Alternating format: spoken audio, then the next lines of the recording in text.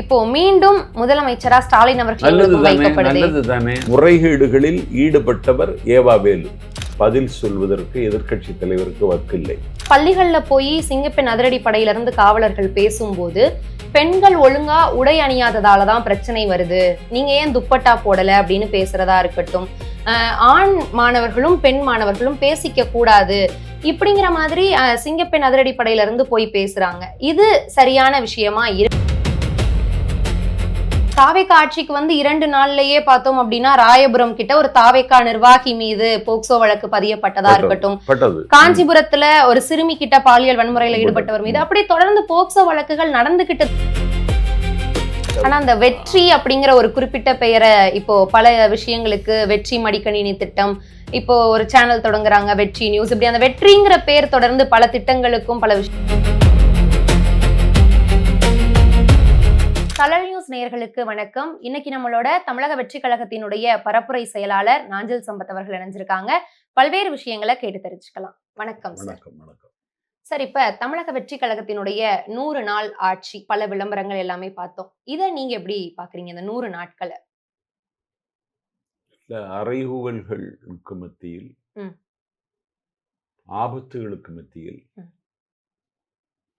ஒரு அறுதி பெரும்பான்மை இல்லாத நிலையில் இன்னும் 6 மாதத்தில் திமுகவின் தலைவர் ஸ்டாலின் முதலமைச்சராகி விடுவார் என்று ஒரு கருத்தை திட்டமிட்டு பதிவு செய்கிற நிலையில் எங்கள் தலைவர் 100 நாட்களை வெற்றிகரமாக கடந்திருக்கிறார். 100 நாட்களை வெற்றிகரமா கடந்திருக்கிறார் அப்படிங்கிற ஒரு விஷயத்த சொல்றோம். பல நல்ல அறிவிப்புகள் இதையும் பார்க்கிறோம். ஆனா அந்த 100வது நாள் நேற்று கூட சட்டமன்றத்துல பார்த்தோம் அப்படின்னா எதிர்கட்சி தலைவர் பேசும்போது திருவொற்றியூர் பள்ளியில போதை கலாச்சாரம், போதை பிரச்சனையால பள்ளி மாணவர் உயிரிழந்து போற நிலைதான் இன்னும் தொடர்ந்துகிட்டு இருக்கு, பெரிய மாற்றங்கள் எதுவும் இல்ல, இந்த பிரச்சனைகள் தொடருதுங்கிறத பேசுறாரு. அது நேற்றைக்கு பொதுப்பணித்துறை அமைச்சர், கழகத்தின் தேர்தல் மேலாண்மை பொதுச் செயலாளர் ஆதவ் அர்ஜுனாவே சட்டமன்றத்தில் பதிலளித்திருக்கிறார். கடந்த 5 ஆண்டு காலத்தில் குற்றச்சம்பவங்களின் எண்ணிக்கை எவ்வளவு, அதோடு ஒப்பிட்டு பார்க்கிற பொழுது இந்த 100 நாட்களில் எவ்வளவு என்று ஒரு பட்டியலை நேற்றைக்கு ஆதவ் அர்ஜுனாவே சட்டமன்றத்தில் சொல்லியிருக்கிறார். பதில் சொல்வதற்கு எதிர்க்கட்சி தலைவருக்கு வக்கில்லை. நான் என்ன சொல்லுகிறேன்னா, எங்கள் ஆட்சி வந்ததற்கு பிறகு சிங்கப்பெண் அதிரடிப்படை ஒன்றை தொடங்கி, அந்த சிங்கப்பெண் அதிரடிப்படை இரவும் பகலும் இன்ப தமிழ்நாட்டில் கண்காணிப்பில் அவர்கள் ஈடுபட்டு கொண்டிருக்கிறார்கள். மகேஷ் அகர்வால் டிஜிபியாக பொறுப்பேற்றதற்கு பிறகு அவர் ஒரு உத்தரவு பிறப்பித்திருக்கிறார். தமிழ்நாடு முழுக்க இருக்கிற எல்லா காவல் நிலையங்களிலும் அந்தந்த ஊரில் ஒரு நாள் ரோந்து போக வேண்டும், ஒவ்வொரு நாளும். அதுவும் போய்கொண்டிருக்கிறார்கள். நீங்கள் சமீப காலமாக புள்ளி விவரங்களை எடுத்து பார்த்தால் போக்சோ சட்டத்தில் கைது செய்யப்படுகிற எண்ணிக்கை இன்றைக்கு 1% கூட இல்லை. கேட்டீங்களா? திமுக ஆட்சியில் அதுதான் நடந்து கொண்டே இருந்தது நாள். இன்னைக்கு அது குறைந்திருக்கிறது. ஆகவே இந்த அநியாயத்தை நடப்பதற்கு நான் அனுமதிக்க மாட்டேன் என்று சொன்ன முதலமைச்சர் அதற்கு எதிரான நடவடிக்கைகளை தீவிரமாக மேற்கொண்டு வருகிறார். திருவொற்றியூர் போன்ற ஒரு சில இடங்களில் சம்பவங்கள் நடந்திருக்கிறது என்றால் அந்த சம்பவத்தை முன்கூட்டி உணர்வதற்கு சம்பந்தப்பட்ட காவல்துறை ஒருவேளை தோற்று போயிருக்கலாம். இது அரசின் தோல்வியாக கருதக்கூடாது. இப்போ சிங்கப்பெண் அதிரடி படையை பத்தி சொன்னீங்க சார். ஆனா பள்ளிகள்ல போய் சிங்கப்பெண் அதிரடி படையில இருந்து காவலர்கள் பேசும்போது பெண்கள் ஒழுங்கா உடை அணியாததாலதான் பிரச்சனை வருது, நீங்க ஏன் துப்பட்டா போடல அப்படின்னு பேசுறதா இருக்கட்டும், ஆண் மாணவர்களும் பெண் மாணவர்களும் பேசிக்க கூடாது இப்படிங்கிற மாதிரி சிங்கப்பெண் அதிரடி படையில இருந்து போய் பேசுறாங்க. இது சரியான விஷயமா இருக்கு? அப்படி ஒரு அறிவுறுத்தல் அவர்களுக்கு அரசிடமிருந்து கொடுக்கப்படவில்லை. சரி, இது அந்த பேசுகிற அந்த காவல்துறை சிங்கப்பெண் அதிரடி படையில் இருக்கிறவருடைய விருப்பம். அதை இந்த பள்ளி மாணவர்கள் ஏற்க வேண்டும் என்று எந்த கட்டாயமும் தமிழ்நாடு அரசு பிறப்பிக்கவில்லை. அப்ப அவங்க இந்த மாதிரி அவங்க சொல்றாங்க அதை மாத்தணுங்கிறதுக்காக அரசு நடவடிக்கை எடுக்குதா? இல்ல, அந்த நடவடிக்கை எடுக்கல. ஆமா, அவர்களுக்கு உடை உரிமை, உணவு உரிமை எல்லாம் ஒரு தனி மனிதனுக்குள்ள உரிமை. இந்த உரிமையின் மீது எந்த அத்துமீறலையும் செய்வதற்கு ஒரு காவல்துறையில் கடமையாற்றக்கூடிய சிங்கப்பெண் அதிரடிப்படையை சார்ந்தவர் சொன்னார் என்றால் அது அவராக எடுத்துக்கொண்ட விவகாரமே தவிர அரசு அப்படி ஒரு வழிகாட்டுதலை அவர்களுக்கு வழங்கவில்லை. போக்சோ வழக்க பத்தியும் இப்ப நீங்க சொல்லியிருந்தீங்க. நேற்றைய தினம் கூட நீங்க ஒரு நிகழ்ச்சியில பேசும்போது, போக்சோ வழக்குகளே பதியப்படவில்லை அப்படிங்கிற ஒரு விஷயத்தையும் ஆமா. குறிப்பிட்டிருந்தீங்க.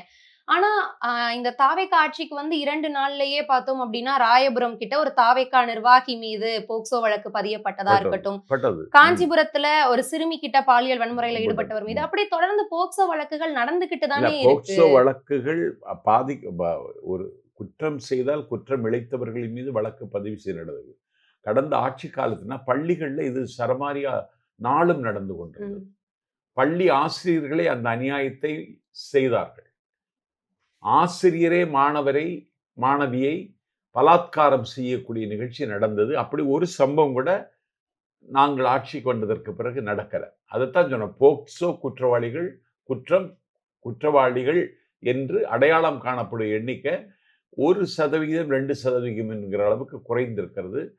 திமுக ஆட்சியில் அண்ணன் ஸ்டாலின் முதலமைச்சராக இருந்த காலத்தில் ஆசிரியர்களே இந்த அநியாயத்தை செய்தார்கள். இன்றைக்கு ஒரு அரசு நம்மை கண்காணிக்கிறது என்கிற கவலையும், அரசினுடைய ஆணையை மீறினால் ஆபத்து ஏற்படும் என்கிற அச்சமும் தமிழ்நாட்டில் எல்லா குடிமக்களுக்கும் இன்றைக்கு வந்திருக்கிறது. இது இன்னும் தீவிரமா. சரி, இப்போ திட்டங்கள் நீங்க அந்த 100 நாள் விளம்பரத்திலேயே பல திட்டங்களை பத்தி குறிப்பிட்டிருந்தீங்க. ஆனா சில விமர்சனங்களும் எழுது. ஏற்கனவே இருந்த திட்டங்களுக்கு பெயர் தான் மாற்றம் செய்யப்பட்டிருக்கு. இன்னொன்னு, தேர்தல் வாக்குறுதியில சொன்ன இந்த 2500 ரூபாய் பட்ஜெட்ல சொல்லல. வேலையில்லா இளைஞர்களுக்கு 4000 ரூபாய் சொன்னாங்க. இது எதுவுமே பட்ஜெட்ல சொல்லவும் இல்ல, பின்பு வரும் அப்படிங்கிற அறிவிப்புகளும் பெருமளவில் இல்ல. அப்ப பெயர் மாற்றம் தான் நிகழ்ந்து கொண்டிருக்கிறதாங்கிற ஒரு கேள்வி வருது. இல்ல, திமுக ஆட்சியில பிஜேபிக்காரர்கள் தமிழ்நாட்டை காவிமயமாக்க வேண்டும் என்று திட்டமிட்டார்கள். திமுகவினர் கருணாநிதி மயமாக்க வேண்டும் என்று திட்டமிட்டார்கள். கிண்டியில கட்டப்பட்டிருக்கிற பொது நோக்கு மருத்துவமனைக்கு கருணாநிதியின் பெயர். மதுரையில் கட்டப்பட்ட நூற்றாண்டு விழா நூலகத்திற்கு கருணாநிதி நூற்றாண்டு விழா நூலகம். கலைஞர் மகளிர் உரிமை தொகை, இப்படி எல்லாவற்றையும் கருணாநிதி மயமாக்கி கொடுக்கிற காரியத்தை மட்டும்தான் அவர்கள் செய்தார்கள். இன்றைக்குத்தான் அயோத்திதாச பண்டிதர் பெயரால் திட்டம், இன்றைக்குத்தான் நம்மாழ்வார் பெயரால் திட்டம், இன்றைக்குத்தான் அஞ்சலை அம்மாள் பெயரில் திட்டம், இன்றைக்குத்தான் கர்ம வீரர் காமராஜர் பெயரால் திட்டம். இந்த மண்ணுக்கும் இந்த மக்களுக்கும் தன்னை மறந்து கடமையாற்றிய மகத்தானவர்களின் பெயரை நாங்கள் இன்றைக்கு வைக்கிறோம். அவர்கள் கருணாநிதி மயமாக்க திட்டமிட்டார்கள். நாங்கள் இந்த மண்ணுக்காக உழைத்த மாபெரும் தலைவர்களின் பெயரால் திட்டத்தை தொடங்குறோம். பெயரை மாற்றுவது என்பது எங்களது நோக்கம் அல்ல. இந்த ஸ்டிக்கர் ஒட்டுறதுங்கிறது அவர்கள் செய்கிற பொய் பிரச்சாரம். இன்னைக்கு காமராஜர் காலை சிற்றுண்டி திட்டம் என்று நாங்க அதுக்கு பெயரை மாத்திருக்கோம். முதல்வர் திட்டம்னு வச்சிருந்தாங்க, கேட்டீங்களா? அதுல காமராஜர் பேரை நாங்க சேர்த்திருக்கோம். ஏன்னா தமிழ்நாட்டில் சத்துணவு திட்டத்தை நடைமுறைப்படுத்தியவர், மதிய உணவு திட்டத்தை நடைமுறைப்படுத்தியவர் காமராஜர். இன்றைக்கு காலை சிற்றுண்டியை அண்ணன் ஸ்டாலின் ஆட்சியில் இருக்கும் பொழுது கொண்டு வந்தார். ஒரு அரசு கொண்டு வந்த திட்டத்தை எடுக்க வேண்டும் என்கிற நோக்கம் எங்களுக்கு இல்லை. அதே திட்டத்தை நாங்கள் நடைமுறைப்படுத்துவது மட்டுமல்ல, அதை 8ஆம் வகுப்பு வரைக்கும் நீட்டித்திருக்கிறோம். 8ஆம் வகுப்பு வரைக்கும் நீட்டித்திருக்கிற காமராஜர் அந்த காலை உணவு திட்டத்திற்கு காமராஜர் பெயரை வைத்திருக்கிறோம். 9லிருந்து 12 வரை படிக்கிற மாணவர்களுக்கு சிறப்பு பள்ளிகள், அதற்கு காமராஜர் பெயரை நாங்கள் வைத்திருக்கிறோம். அதனால ஆனா அந்த வெற்றி அப்படிங்கிற ஒரு குறிப்பிட்ட பெயரை இப்போ பல விஷயங்களுக்கு, வெற்றி மடிக்கணினி திட்டம், இப்போ ஒரு சேனல் தொடங்குறாங்க வெற்றி நியூஸ், இப்படி அந்த வெற்றிங்கிற பேர் தொடர்ந்து பல திட்டங்களுக்கும் பல விஷயங்களுக்கும் வைக்கப்படுது. அது வெற்றி அப்படிங்கிறது விஜய் அவர்கள் பெயருக்கான அர்த்தம் அப்படின்னு சொல்லப்படுது. கிடையாது. வெற்றிங்கிறது எல்லாருக்கும் உரியது. சக்சஸ் எல்லாருக்கும் பொதுவானது. எல்லாரும் வெற்றி பெற வேண்டும். இது ஒரு இன்ஸ்பயர். அது விட அந்த நோக்கத்தில் மட்டும்தான் வெற்றி. அதுதான் எல்லாரும் வெற்றி பெற வேண்டும். பள்ளத்தில் வீழ்ந்திருக்கிற சமுதாயம் வெற்றி பெற வேண்டும். கண்மூடித்தனத்தில் மூழ்கி கிடக்கிற சமூகம் வெற்றி பெற வேண்டும். எல்லா துறையிலும் எல்லாரும் வெற்றி பெற வேண்டும் என்பதுதான் எங்க நோக்கம். அதற்காக மட்டுமே. சரி, ஓகே. இப்போ விஜய்னு பெயர் வச்சா கேளுங்க. ஓகே. இப்ப அதே மாதிரி நயினார் நாகேந்திரன் அவர்கள் ஒரு சர்ச்சைக்குரிய பேச்ச வந்து பேசியிருந்தாரு. ஓரிரு வாரங்களுக்கு முன்னாடி உதயநிதி அவர்களும் அதே போல ஒரு சர்ச்சைக்குரிய பேச்சு பேசினதுக்காக கைது செய்யப்பட்டார். கைதெல்லாம் செய்யப்படல. விசாரணைக்காக அழைத்து செல்லப்பட்டார். ஆமா. ஆனா, இதே மாதிரி இப்ப நயினார் அவர்கள் பேசும்போது வெறும் கண்டனத்தோட முடியுதே. எந்த விசாரணையும் இல்லை. அவர் பேசினது இன்னும் ரொம்ப அருவருக்கத்தக்க வகையில இருக்குதே அப்படிங்கிற ஒரு கேள்வி வருது. அப்ப தாவேகாவுக்கு பாஜகவ பார்த்தா பயமா இருக்கா? அப்படிங்கிற கேள்விகளையும் எழுப்புறாங்களே. இல்ல. நான் என்னுடைய நல்ல நண்பர் நயினார் நாகேந்திரன். ம். நான் அவரிடத்துல தொடர்பு கொண்டு கேட்டேன். கமலாலயத்துல நடந்த நிகழ்வுல தான் இத சொன்னேன். ம். அப்பா யாருங்கிறது அம்மாவுக்கு தான் தெரியும். இது வந்து இதுதான் என்னுடைய எண்ணம். ம். அத பதிவு செய்ததுல அதத்தான் பதிவு செய்தேன். வேற இதுல யாரையும் காயப்படுத்த வேண்டும் என்பது நோக்கம் இல்ல. இல்ல எனக்கு எல்லா தொலைக்காட்சியிலிருந்து என்ன தொடர்பு கொண்டார்கள். நீங்கள் நண்பராக இருக்கிற காரணத்தினால உங்கள கண்டிப்பதற்கு எனக்கு கொஞ்சம் தயக்கம் இருந்ததுன்னு. இல்ல, நான் பள்ளிக்கல்வித்துறை அமைச்சர் ராஜ்மோகன் அவர்களை சந்தித்து, எனக்கு இதுல எந்த உள்நோக்கமும் இல்ல. முதல்வர் அவர்களுடைய குடும்பத்தையோ, முதல்வர் அவர்களுடைய அம்மாவையோ விமர்சிக்க வேண்டும் என்பது எனது எண்ணம் அல்ல. ஒரு ஒரு ஒரு ஒரு ஒரு குழந்தை பிறந்ததென்றால், அப்பா யார் என்று அம்மாவுக்குத்தான் தெரியுமே தவிர வேற யாருக்கும் தெரியாதுங்கிறத தான் நான் மனசுல வச்சுட்டு சொன்னேன்னு. அத நான் அதற்கு நான் பொறுப்பேற்றுக் கொள்கிறேன்னு நான் ராஜ்மோகன்ட்ட சொல்லிட்டேன். அது முதல்வர் கவனத்துக்கு கொண்டு போவதாக ராஜ்மோகன் சொல்லிவிட்டார். அதோட அந்த பிரச்சனைய நாங்க முடிச்சுட்டோம். வேற எந்த பயமும் பயமும் இல்ல. அது அப்படி இல்ல. அது வந்து ஒரு மக்கள் கூடியிருக்கிற ஒரு பொது வெளியில நடந்த ஆர்ப்பாட்டம். திருவாரூர், நாகப்பட்டினம், அரியலூர், பெரம்பலூர், திருச்சி, தஞ்சாவூர் என்று 8 மாவட்டங்களிலிருந்து திரட்டப்பட்ட கூட்டம். அந்த கூட்டத்துக்கு சம்பந்தம் இல்லாத ஒருவரை பற்றி ஒருவர் பேசுகிறார். பேசுவதற்கு அவனுக்கு 30,000 ரூபாய் கொடுத்திருக்கிறார்கள். அதற்கு இவர் ரியாக்ட் பண்ணுகிறார்.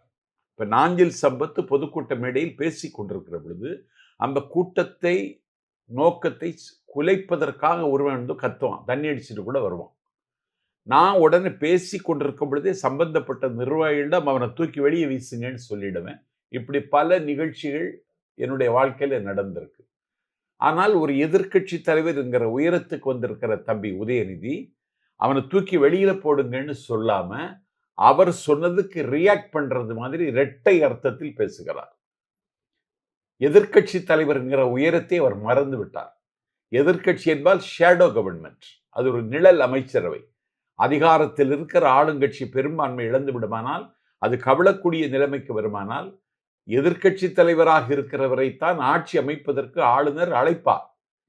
அந்த இடத்துல இருக்கிறவர் இப்படி வல்காரிட்டி இல்ல பேசினார். இந்த 30,000 கொடுத்தாங்க அப்படிங்கிற ஒரு விஷயத்த சொன்னீங்கல்ல, இப்ப அதற்கான ஆதாரம் அப்படிங்கிறது ஆதாரம் என்ற ஒரு திமுக தொண்டை எனக்கு போன் பண்ணி சொன்னான். 30,000 ரூபாய் கொடுத்துருக்கோம்னா அப்படின்னு சொன்னான். எல்லா திமுகவில் இருக்கிறவங்களும் என் கூட தொடர்புல தான் இருக்காங்க. எனக்கு ஒண்ணு திமுகவில் பகைமை ஒண்ணு எனக்கு கிடையாது. ஆனா நான் என்ன சொல்றேன், ஒரு எதிர்க்கட்சி தலைவர் இப்படி பேசலாமா என்பதுதான். ஒரு வல்காரிட்டி அவர் பயன்படுத்தி இருக்க கூடாது, பயன்படுத்திட்டார். அதனால பாதிக்கப்பட்டவர்கள் என்பதை விட தாவேகாவை சார்ந்த மகளிர் அணியினர் சம்பந்தப்பட்ட காவல் நிலையத்தில் புகார் கொடுத்தார்கள். புகாருக்கு முகாந்திரம் இருக்கிறது. அடுத்த நாள் சட்டமன்றம் கூடுகிறது என்கிற நிலையில அவரை விசாரிக்க வேண்டும் என்றுதான் வந்தார்களே தவிர அவரை கைது செய்ய வேண்டும் என்பது எங்கள் அரசினுடைய நோக்கம் அல்ல. இதை உயர்நீதிமன்றத்திலே நாங்கள் பதிவு செய்திருக்கிறோம். அதே மாதிரி இப்போ இதற்கு முன்னாடி இருந்த அமைச்சர்கள் மீதான பல ஊழல் வழக்கும் வந்து இப்போ விசாரிக்கப்படுது. இல்ல அவங்கள கைது செய்யக்கூடிய ஏதோ ஒரு நடவடிக்கையில தாவேகா அரசு அந்த முயற்சிகளை எடுக்கிறாங்களா அப்படிங்கிற சில கேள்விகளும் வருது. இல்ல நாங்க யாரையும் கைது செய்ய வேண்டும் என்பது எங்கள் நோக்கம் அல்ல. முறைகேடுகளில் ஈடுபட்டவர் ஏவா வேலு, கேட்டீங்களா? போடாத ரோடை போட்டதாக சொல்லி அரசு பணத்தை தனதாக்கி கொண்ட ஒரு பொருளாதார குற்றவாளி ஏவா வேலு. அவர்தான் அச்சப்பட்டு சிங்கப்பூர் மருத்துவமனையில் போய் படுத்துக் கொண்டார். தீபங்கள் சிரிக்கிற திருவண்ணாமலையில் இளைஞரணி நிர்வாகிகள் கூட்டத்தில் கலந்து கொள்ள மதிப்பிற்குரிய முன்னாள் முதல்வர் அண்ணன் ஸ்டாலின் அங்கே சென்ற பொழுது வெள்ளியினால் நாற்காலி செய்து போட்டார். வெள்ளியினால நாற்காலி. ஒரு 1000 ரூபாய்க்கு ஒரு வெள்ளி மூக்குத்தி வாங்கி அணிவதற்கு வாய்ப்பில்லாத ஏழை தாய்மார்கள் மட்டும் தமிழ்நாட்டில் 50 லட்சம் பேர் இருப்பாங்க. ஒரு முதலமைச்சருக்கு வெள்ளியிலே சிம்மாசனம். நான் தொலைக்காட்சியில் பார்த்து கொண்டிருக்கிறேன். இந்த நாற்காலியில் அண்ணன் ஸ்டாலின் உட்கார மாட்டார் என்று கருதினேன். ஏன்னா ஒரு 55 ஆண்டு கால பொது வாழ்வுக்கு உரிமை உள்ளவர் ஸ்டாலின். உட்கார மாட்டார். இது அருவருக்கற்ற போக்கு. ஒரு மாதிரி மேடைகளில் இது மாதிரி ஒரு 10 சேர் போட்டு சிறப்பு பேச்சாளர் என்று போகிற எனக்கு மட்டும் தனியாக ஒரு அதை விட தகுதியான ஒரு சேர் போட்டால் அந்த சேரை தூக்குன்னு சொல்லிடுவானா. All are equal. இதில் என்ன இந்த அநியாயம் செய்கிறீன்னு சேரை தூக்கி சொல்லிடுவான். ஆனால் மாட்சிமை தங்கிய முன்னாள் முதலமைச்சர் அண்ணன் ஸ்டாலின் இந்த நாற்காலியில் உட்கார்ந்தார்.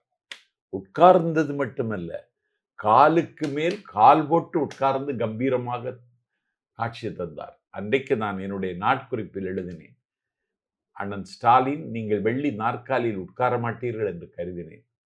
உட்கார்ந்தது போதாதென்று காலுக்கு மேல் கால் தூக்கி போட்டீர்கள். நீங்கள் எப்பொழுது வெள்ளி நாற்காலியில் உட்கார்ந்தீர்களோ அப்பொழுதே தமிழ்நாட்டினுடைய முதலமைச்சர் என்கிற தங்க நாற்காலி எங்கள் தளபதி விஜயை நோக்கி நகரத் தொடங்கிவிட்டதுன்னு எழுதினேன். அதனால முறைகேடுகளில் ஈடுபட்டவர்கள் மீது விசாரிக்கிறார்கள். யாரையும் கைது செய்ய வேண்டும் என்று நோக்கம் இல்லை. ஆதாரம் இல்லாமல் கைது செய்யவும் மாட்டோம். லஞ்ச ஒழிப்புத்துறை விசாரித்து குற்றத்திற்கான முகாந்திரம் இருந்தால் அவர்களுக்கு அழைப்பாடை அனுப்பி அதை விசாரித்து அதற்கு பிறகுதான் அந்த மாதிரி சம்பவங்கள் எல்லாம் யாரையும் கைது செய்ய வேண்டும் என்பது எங்கள் நோக்கம் அல்ல. அந்த மாதிரி விளம்பரத்தை நாங்கள் விரும்பல. இப்போ மீண்டும் முதலமைச்சரா ஸ்டாலின் அவர்கள் வருவதற்கான வாய்ப்பே கிடையாது. ஏன்னா இன்றைக்கு வாடகை பேச்சாளர்களை வச்சுதான் திமுக கூட்டமே நடக்குது. திராவிட முன்னேற்ற கழகத்தினுடைய நிர்வாகிகளும் தொண்டர்களும் சோர்ந்து போய்விட்டார்கள். அடுத்த கட்ட நகர்வை எப்படி தொடங்குவது என்று அவர்களுக்கு இன்றைக்கு தெரியவில்லை. அதனால சோர்ந்து போய்விட்டது திமுக, சோம்பி விட்டார்கள் திமுக நிர்வாகிகள். இதை மீட்டெடுப்பதற்கான எந்த திட்டமும் அண்ணன் ஸ்டாலின் கையில இல்லை. மீண்டும் அப்ப திமுகங்கிற ஒரு இதுவே வராது. அதை இன்னும் சொல்றேன். இன்னைக்கு ஏன் தோற்றோம் என்பதற்கு ஒரு குழு அமைத்தார்கள். அந்த குழு தன்னுடைய அறிக்கையை ஸ்டாலின் கையில் கொடுத்து விட்டது. அந்த குழுவினுடைய அறிக்கையை படித்து பார்த்து எங்கே குற்றம் நடந்திருக்கிறது என்று, அந்த குற்றம் யாராவது இந்த வெற்றிக்கு யாரெல்லாம் குந்தகம் விளைவித்தார்களோ அவர்களை அடையாளம் கண்டு கட்சியை விட்டு நீக்குவது, இல்லாவிட்டால் அவர்கள் வகித்த பொறுப்பிலிருந்து அவர்களை அப்புறப்படுத்துவதையாவது செய்ய வேண்டும். அது செய்வதற்கு கூட அண்ணன் ஸ்டாலினுக்கு இன்றைக்கு தைரியம் இல்லை. அப்படி திமுக இன்றைக்கு உள்ளீடற்று போய்விட்டது. இனி திமுக மீண்டும் ஆட்சிக்கு வரும் என்று யாராவது கனவு கண்டால் கூட உடனே விழித்தெழுந்து விட வேண்டும். அப்படி ஒரு சம்பவம் இனிமேல் தமிழ்நாட்டில் நடக்காது. தாவேக்காவுக்கு இனி போட்டி வந்து அண்ணாமலை அவர்கள் தான் அப்படிங்கிற மாதிரி. ஆனா இப்ப அதே மாதிரி பார்த்தோம்னா திமுகவோட பல ஊழல்களை வெளியில கொண்டு வந்தவர் அண்ணாமலை அப்படின்னு சொல்லலாம். பல ஊழல் விஷயங்களை வெளிக்கொண்டு வந்தாரு. தாவேக்கா அதே ஊழலை வந்துட்டு திரும்ப பண்ணிட்டு தான் இருக்காங்க. வீடியோ ஆதாரங்களோட என்னால வெளியிட முடியும் அப்படிங்கிற ஒரு வாதத்தை முன்வைக்கிறாரு. இப்போ அண்ணாமலை அவர்கள் தாவேக்கா கூட வந்தா நீங்க இணைத்துப்பீங்களா, இல்ல உங்களுடைய ஒரு போட்டியாளரா அண்ணாமலை அவர்கள்? இல்ல அவர் எங்களுக்கு போட்டியாக வர வேண்டும் என்று அவர் சொல்லுகிறார். வாரிசு அரசியல் நடக்குது அப்படிங்கிற ஒரு நோக்கத்துலதான் திமுகவில இருந்து வெளியே வந்து மற்றொரு கட்சியை ஆரம்பிச்சதுக்கான காரணம். ஆனா இன்னைக்கு அவங்களுடைய மகனுக்கும் அதே இப்போ எம்பி பதவியா இருக்கட்டும், தொடர்ந்து இவரும் அதே வாரிசு அரசியலை தான் தொடர்றாரு. ஆமா, எது வேணான்னு சொன்னாரோ அதையே அதைத்தான் செய்யறாரு. அதனாலதான் கட்சியில இப்ப அந்த கட்சி இல்லை. இப்ப தெரியுமா அது உங்களுக்கு?